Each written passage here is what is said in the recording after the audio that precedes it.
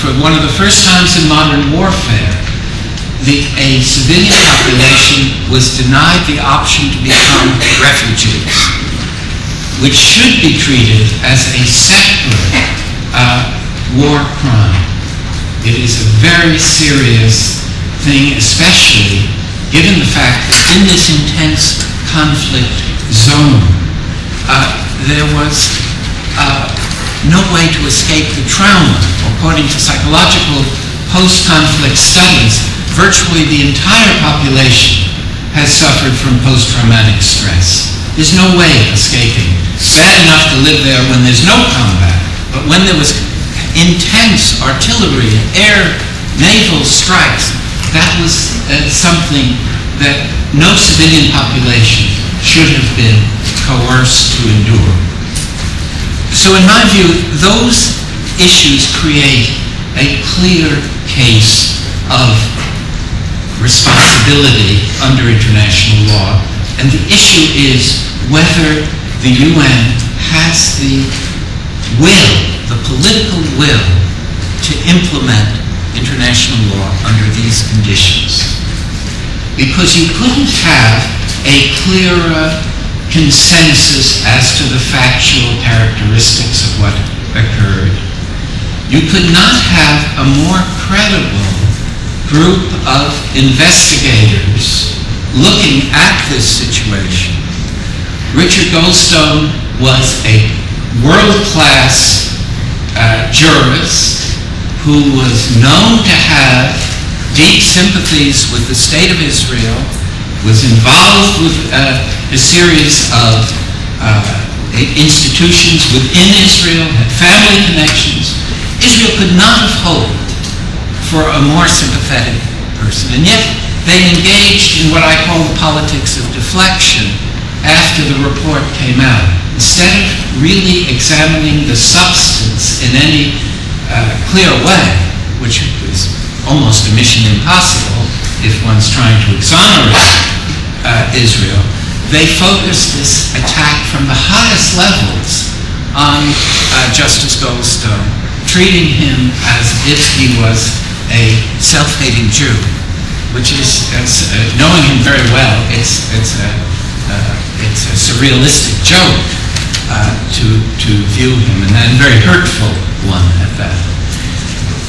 Let me, in the couple of minutes that I have left, return to this broad question, which I think is so important to understand, which is how the challenge of making international law matter. See, when it goes against the geopolitical winds.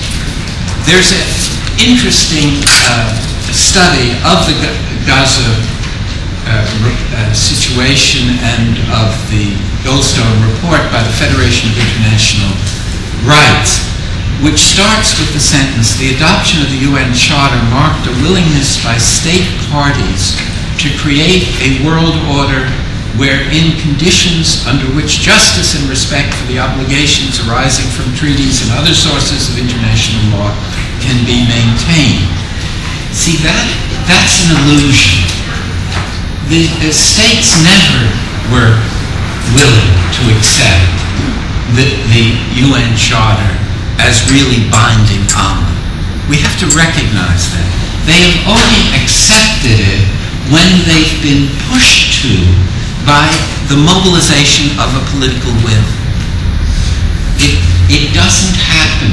When George W. Bush told the US Congress a few years ago that the United States would never ask for a permission slip from the United Nations when its security was at stake, he was greeted with bipartisan, thunderous applause.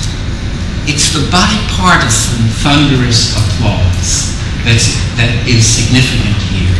There is no understanding outside the NGO community that international law really binds the powerful states.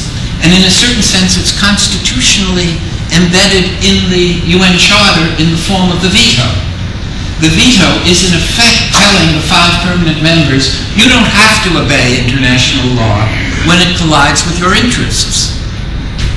And so there's a double standard that is deeply embedded in the structures of UN authority and international legal authority. And it violates the integrity of the rule of law, because the rule of law depends on treating equals equally. If we are in a structure where we're treating equals unequally, why should any of the actors feel an obligation to obey? It subverts the integrity of law when you have double standards so explicitly embodied, and particularly here when the double standards apply to the accountability of political leaders. We had no trouble prosecuting Saddam Hussein or Slobodan Milosevic, or bringing pressure to bear on governments, the dictatorship of Pinochet, or now al-Bashir.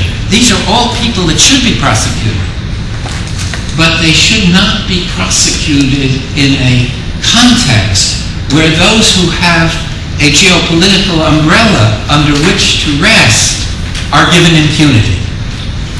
And the issue here is, can civil society mobilize a sufficient movement that it creates a political climate where it is not possible for governments to ignore the obligations they have made to respect international law and the authority of the UN.